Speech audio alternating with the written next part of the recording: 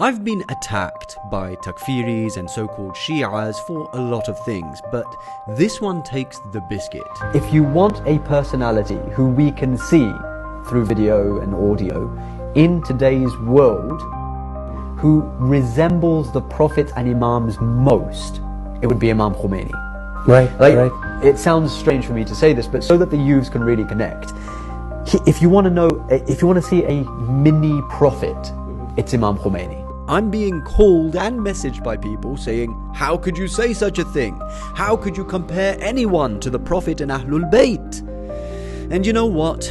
Maybe they have a point. After all, Imam Ali alayhi salam said, do not compare the family of Muhammad sallallahu alayhi wa alih with anyone from this nation. No one on whom their blessings have flowed will ever be equal to them. Now, does this mean that any comparison to the Ahlul Bayt alayhimus salam is wrong? Well, firstly, this hadith does not mean that you cannot compare anyone mutlaqan, totally. Rather, it means that the maqam and position of the Prophet and Ahlul Bayt alayhimus salam is so high that no one can claim to have equal maqam and position. Did I say Imam Khomeini was equal to them?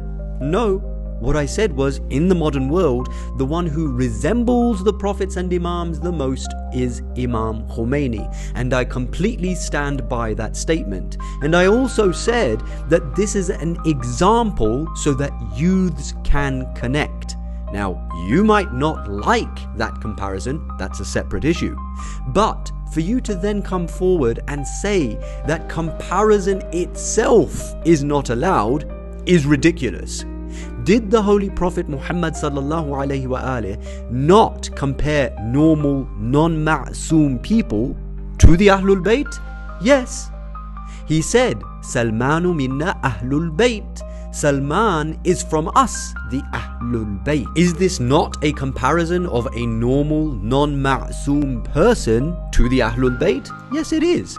Now, does that mean that Salman is equal to the Prophet and Imam Ali alayhi salam? No, meaning you can compare to the Ahlul Bayt, but not in the sense of equating them to the Ahlul Bayt.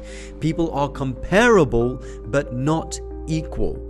What did Imam Ali alayhi salam compare Malik Ashtar to? He said, he is to me as I was to the Prophet. Again, Imam Ali alayhi salam himself is comparing Malik Ashtar, a non-ma'soom, to who? To himself. It is only natural for us to make comparisons in order for people to understand. One of the best comparisons that I've heard is from the Honorable Shaikh Zakzaki, who said, at the time the Messenger of Allah came, the world was dominated by two powers. I don't know whether they were called superpowers at that time. The Persian Empire in the east and the Roman Empire in the west. At that time we might say that the world was in darkness, for a drop of light somewhere appeared in the desert of Arabia, until it culminated in smashing the two powers, east and west. The Imam came also at a similar time, when you have the dominance of two ideologies. The capitalist ideology in the Western world, led by the United States and Western European countries, and socialist and communist ideology in the East, led by the former Soviet Union. The Imam came and he changed the equation. Now, sooner or later, just as the Soviet ideology of communism also collapsed, that of capitalism of the West will also collapse. This is how a true scholar compares in order for people to understand the divine principle of the Quran. Sunnat Allahi fil ladhina khalaw min qabl walan tajida li sunnati Allahi tabdila. In other words, history will repeat itself. Islam teaches you to compare yourselves and those around you to what happened before in order to understand where truth and falsehood lies today.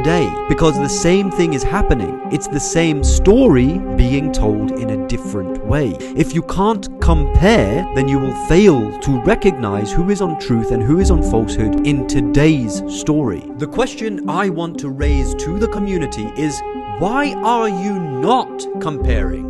While the Holy Quran teaches us, لَقَدْ كَانَ لَكُمْ فِي رَسُولِ اللَّهِ uswatun hasana. In other words, when you are deciding on who to follow, who should be your leader, you should be constantly analyzing who most resembles the Prophet, who is most comparable to the Prophet, who is walking the path and the seerah of the Prophet, who has the highest knowledge, integrity, socio-political foresight, courage and piety. Who? You might think that this is a small issue, but because of this petty mentality in the community which prevents you from comparing, you will fail to reach your potential. Do you know what your potential is in this Akhirul Zaman? Your potential is to be like the brothers of the Holy Prophet Muhammad sallallahu alaihi wasallam himself. The Holy Prophet was sat with his companions and he looked into the distance and he said, I miss my brothers. I wish to meet my brothers. His companions said, Ya Rasulullah, are we not your brothers? He said, La, innakum ashabi. No, you are my companions. My brothers are those who will come in Akhirul Zaman. They will believe in me while they have not even seen me. Do you understand this comparison, dear believers, that the Prophet has such great expectations from you, that he compares you to his brothers, that he craves your company, that he misses you? How beautiful if we are able to accomplish that, and how sad if we fail to reach it. But these people will tell you, Astaghfirullah, Imam Ali was the brother of the Prophet. How can we compare? Don't listen to them. The Prophet himself wants you to compare. And the Prophet said, the most amazing of people's faith and the greatest in reward are a people who will be in Akhirul Zaman. They did not see their Prophet, and their Hujjah, Imam Mahdi, was hidden from them. Yet they